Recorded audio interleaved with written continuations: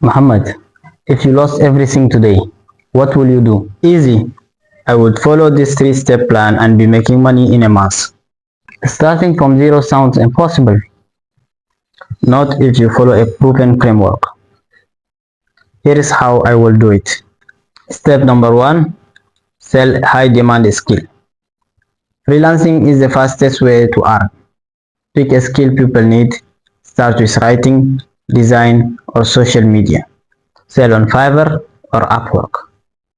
Step number two, build an audience while earning. Leverage social media to share value and attract opportunities. Step number three, scale into a business. Once cash is flowing, reinvest into automation or product sales. Turn services into a digital product or course for passive income.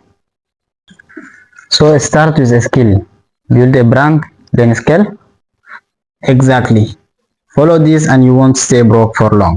If you lost everything, how will you start over? Comment below.